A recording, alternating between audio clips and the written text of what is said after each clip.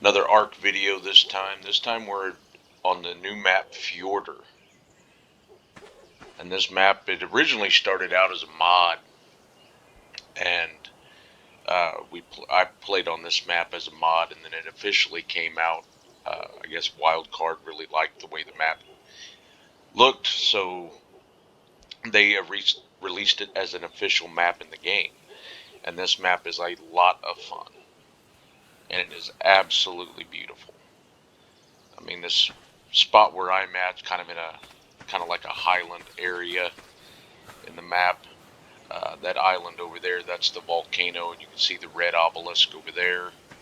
The green obelisk is way off in the distance over that way. That is the redwoods area.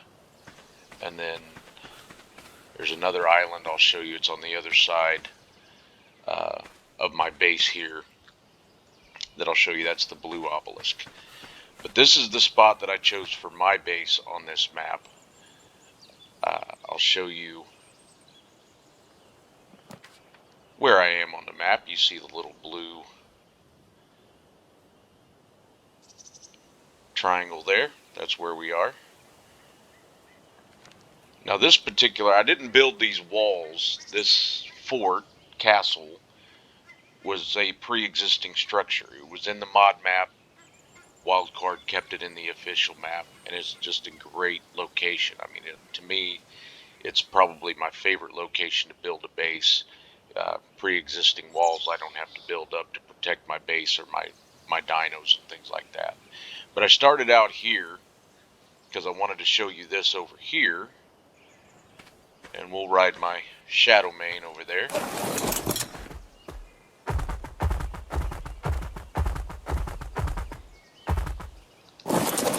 This is my taming pen.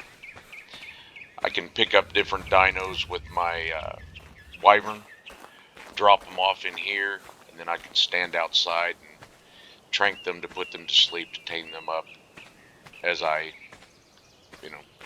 don't have to get in any kind of rush about it, and they can't kill me.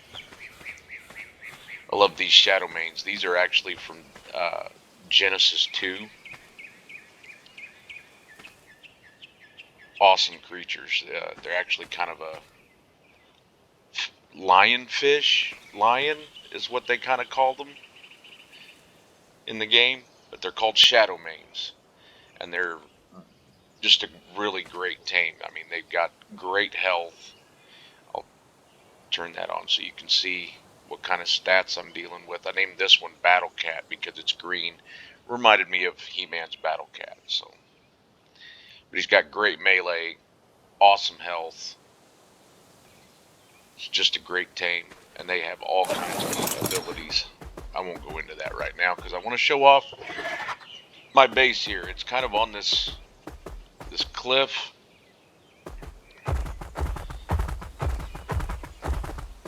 And there's an entrance on both sides. And they both kind of like this land bridge to get over to them. So this is a very well protected spot. So far I've not been attacked by anything by being in this base. Now the flags on the side, those were already there. The door was not. I placed this door, and of course the torches and everything, because this map at night, Fjordur, it's a Viking themed map. It does get very, very dark, and it is fairly cold. And this map, they also have, that's different than the other maps, is they have different realms. Like they have Asgard, Vanaheim, Jotunheim. Jotunheim is the frozen area, and it is extreme. It's actually the coldest spot of any of the maps in Ark. But I built the door and was able to kind of sink it in. You can kind of see a little bit of the wood popping through the stone there for the frame of the door.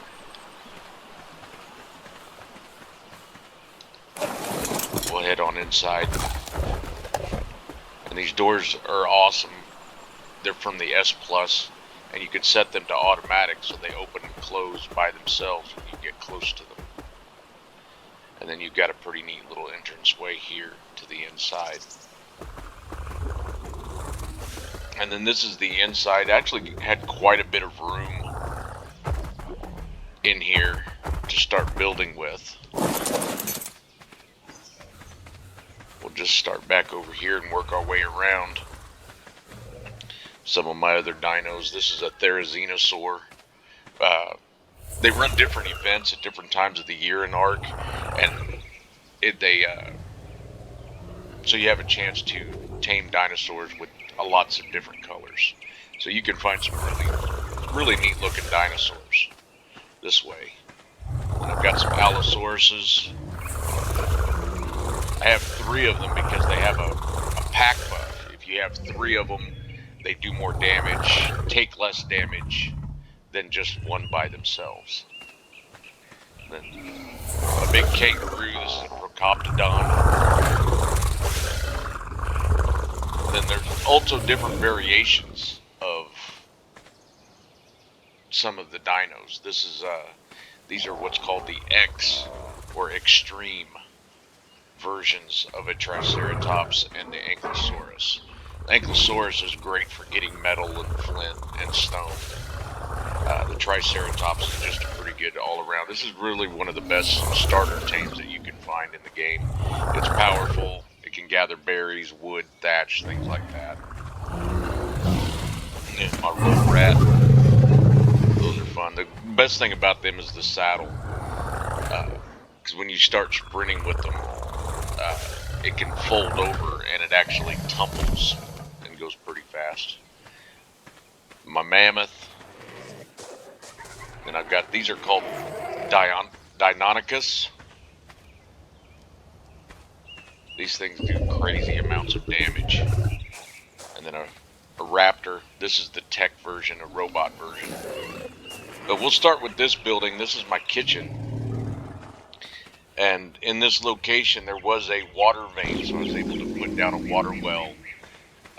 And that's great for crops and, because you got things that you're going to need water for. And being that Fjordur is a Viking-themed map, I wanted to build all of my buildings around that type of theme. So, a lot of Viking structures and everything were kind of an A-frame type structures. So I kind of went with that theme throughout my base here. And I built everything that I've built on this, unlike my hatchery in my last video, which is made out of metal. Most everything that I've built in here, is made out of stone and wood to kind of fit with the Viking theme. And this game is just, the building options in here are good. I mean, just really great. You've got almost as many options as like building in Fallout 4, especially with the different mods that add everything. So you can really kind of go crazy with the decorations and everything. So this is my kitchen. These are storage areas. This is fiber and wood. And it looks like a wine rack, but it's really a storage bin. You can store different things in there. I just really wanted to decorate it up to look like a kitchen. The refrigerators are kind of a must. They keep things from going bad for quite a while. Things do still go bad in them, but they last a lot longer when you put them in the fridge. Kibble, that's what you use to tame the dinosaurs. And eggs, you got to collect eggs. Your dinosaurs will lay eggs, and you collect them up, and you can use those to make the kibble. Preserving bin to make the jerky. Then I do have these are tech dedicated storage, and they're awesome because they won't allow spoilage. So like my cooked meat will never spoil, and it lets me know exactly how many of them I have. Then my beehive back here, because a lot of recipes that you cook in here, you got to have the bee honey. And then this is my cooking station. This is the grill. and it runs on wood. You put, not all the cookers, there's different styles in this game, but this one runs on wood, and you put your raw meat in there and it will cook it up. And this one is the cooking pot, cooking station, and here you can make different colored dyes to dye your armor, weapons, saddles, everything. And then there's also, here's all of the kibble recipes, the different brews and soups and things like that you can make. This one also runs on wood also. Then I have my berry storage, different types of berries that you pick in the game.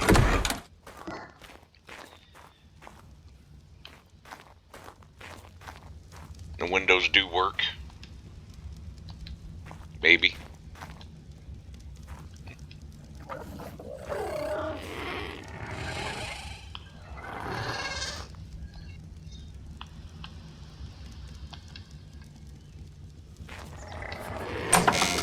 There we go.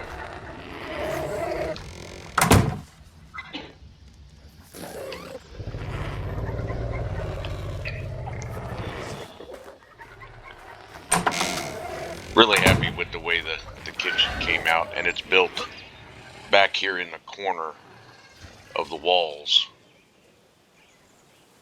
And you can see there I was able to snap stuff through the walls to really seal it off. Then over here we have my dung beetle and my Fioma. The dung beetle, it eats poop, which is a thing in this game. And when it does, it makes fertilizer for you. And fertilizer you need for your crops. I do have a greenhouse, so my crops do grow better. The crops are needed to make kibble and all your other. You do have to irrigate them and have crop plots. And then you put fertilizer and seeds in them and you can grow your crops. Over here, this is part of the steampunk mod. This is actually a teleporter. There's a really, really cool cave on this map called the Caverns of Time. And it's not the easiest place to get to, and it's over there by the volcano, which is over there by the red obelisk there that you see in the background. And it's down in the ocean, and you got to swim down to it. And so I made another teleporter and put it in there so I can teleport right to the cave and no longer have to fight megalodons. This is the other entrance on the other side. And as you see, there's a little land bridge coming back on this side. Gives me easy access in and out. There's a lot of metal nodes right over there where I can get my metal and stone and wood and everything. And being that this is up kind of on this mountain cliff type structure, I haven't got attacked by anything. There are some animals that they'll be out here sometimes, but because I've put the gates on the doors, they can't get in.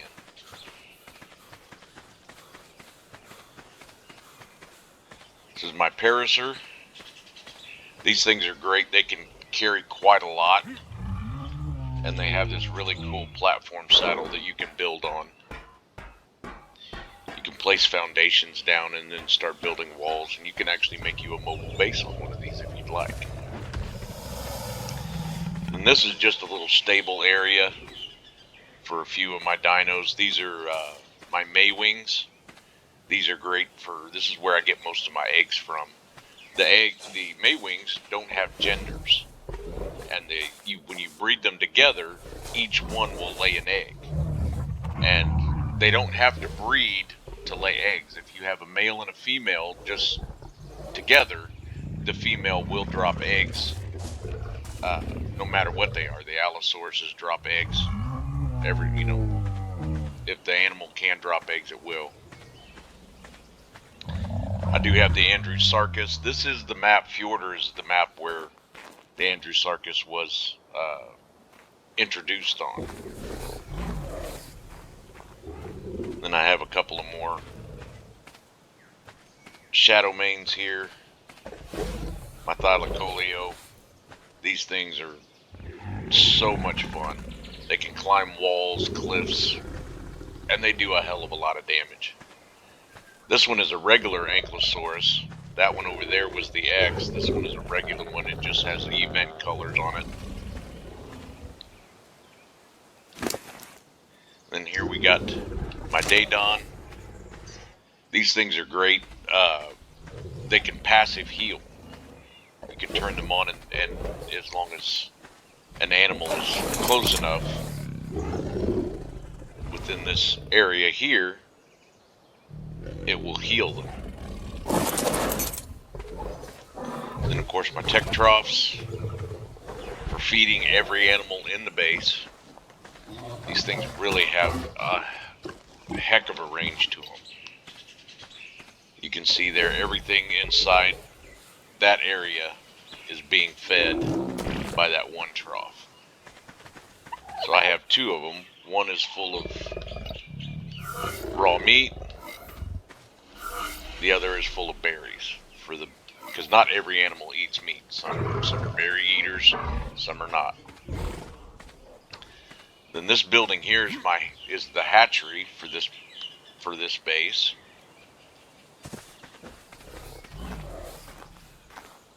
And in here, underneath here, I have some air conditioners because some of the eggs, they have to be incubated. And even when they're incubated, if it's too hot or too cold, they won't hatch. So I place some air conditioners under here so I can drop my egg and they will hatch. I've been trying to breed up some saber-tooths. I'd like to get some. I'm trying to get this color, this green color, and also some in this black, but with stats from this one. And I've got my hatchery nest here. You can place eggs in it and they will incubate your eggs for you. Does the same job as the incubator over here. But I like using the incubator because you can, when you put an egg in it, it will show you the stats and the colors of the animal that you're going to hatch. And I've got an extra feeding trough in here for animals that, there are some animals that don't eat meat or berries. The Desmodus. The Desmodus does eat meat when they're babies, but it works better if you can feed them blood packs. And this little guy over here, this is actually an aggregator. I've just got a skin on it, and it collects eggs that the animals drop. It's a sheep, but in the game it's called an ovis, and you can collect wool off of that, and then cementing paste from different animals over here. I'm also trying to breed up some dire wolves. I want the stats off of this one, but with the red and white colors, event colors off of this one. So I'm trying to breed them together because this is the female and this is the male. And like I said, I want those stats, but with those colors. And you just keep breeding them together until you finally get what you want. This is my Achatina, my snail. It actually produces the cementing paste for me. I just have to keep it fed. This little structure back here, this is my transmitter. This is how I can travel between the different servers or the different maps that we play on. It's good to have in your base, because without that, I would have to travel to either a drop or an obelisk every time I wanted to transfer off. So I no longer have to do that. I can transfer right from my base. This is my ovis, my sheep. It's got a really cool looking event colors on it. That's why I tamed this one. But I can collect the wool off of that, and I can use that to make armor. This is my workshop area. Building in here. I've decorated it. There is taxidermy in this game, so if you kill an animal, you can get the taxidermy tool and get the dermis off of it, and get you some nice decorations for your base. This is a Ravager. I've got a couple of Ravagers that I've stuck outside. But we'll go inside and check out the inside of my crafting area. Got all my workbenches along here and up on these.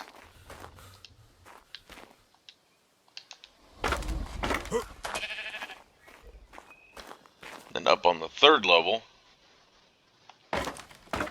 I've got my grinder. And this will grind up any of the tools or weapons or saddles or anything that I don't need, and it helps give some of the resources back. My cryo fridge. This is my tech generator. This powers pretty much the entire base. Chem bench, and then all my various storage. This is for all of my resources here. On some of my bases, I've used all tech storage like this, but this base, I felt this was a better way to go, and these will actually hold quite a bit. You can see these are my metal ingots, and they come, they stack up to 300 in a stack. So 300 metal ingots, and then I can put 1,000 stacks of ingots in there, so I can hold quite a bit in these boxes. My tech replicator, industrial forge for smelting down the metal into metal ingots. And some of these animals, this is called a ferox.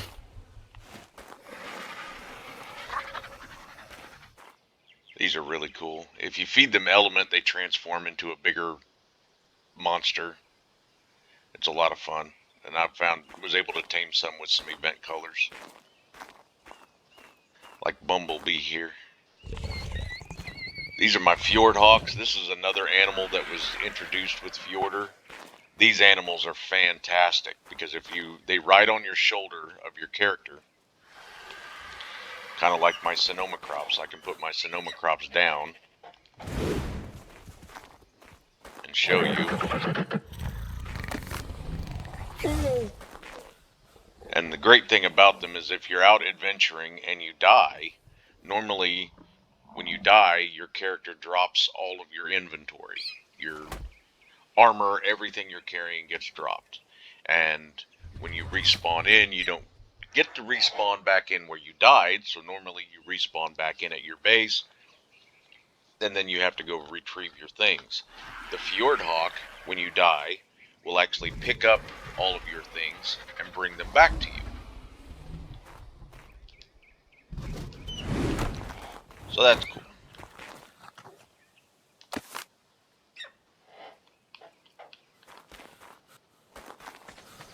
Then we're almost done. Got my Argentavis. This is my house. These taxidermies out front are a couple of the world bosses on this map, Hattie and Skull. And they're two giant dire wolves. It's actually quite a fight if you try to fight. When you go to fight them, it's a lot of fun. And that's the way they look. One has ice abilities and the other one has fire abilities. And then just a better look at my house here. We'll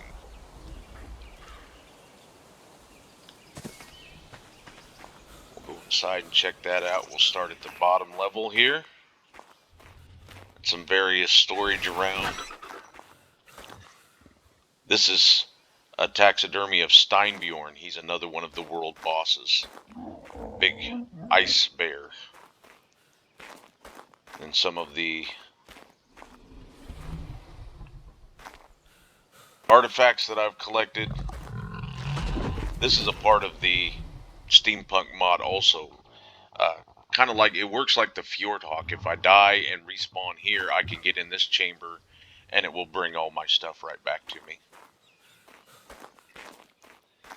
Then just more decorations.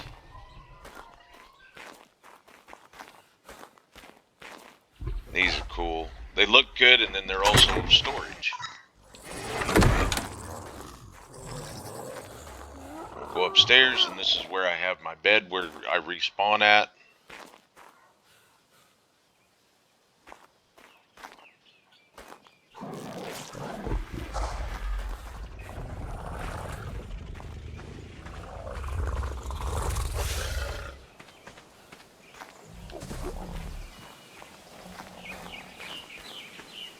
really happy with the way the house came out.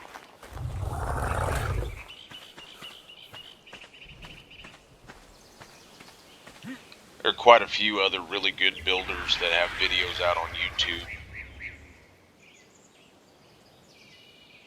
And I get inspired. It's like pretty much exactly like Fallout 4, you know, with the different build videos, and I get inspiration from watching them. And a lot of the stuff that I did in Fallout 4 too, I try to bring that into this. This is just a little barn for my gachas. Gachas are awesome because they can actually make resources for you.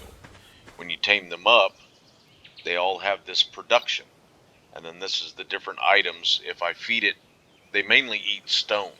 And they will eat the stone and drop these crystals, which give you these different resources. And every gacha is different. It will be, some may make some of the same stuff, but they'll have other ones. Like I could get silica pearls and black pearls from this one.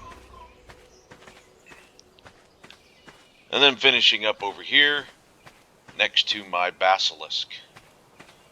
And if you've seen Harry Potter, you know exactly what a basilisk is. It's a big giant snake. And they can bury themselves in the ground. And when you unbury them, here is my big basilisk snake. And it's got event colors too. I love that.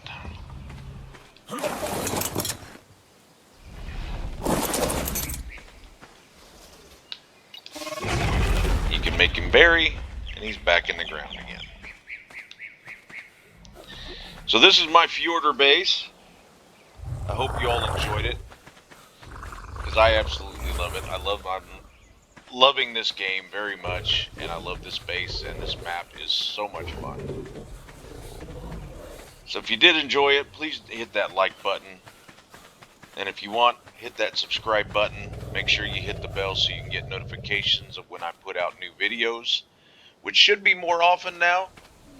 It really should. Almost forgot about this in the middle. This is my tree platform. And I put up a ladder so you can climb up from the ground, but with my Sonoma crops I can just fly right up. And up here I have my worms. I do have more along the walls, but these are the ones that I use mainly the most. So yeah, if you enjoyed the video, please hit that like button. I appreciate that so much when you do. And if you want, follow me on Twitter at sbrew42. And also, I have started streaming on Twitch. So if you would like to check me out on Twitch, search sbrew42 on Twitch. I will stream Ark and Sea of Thieves.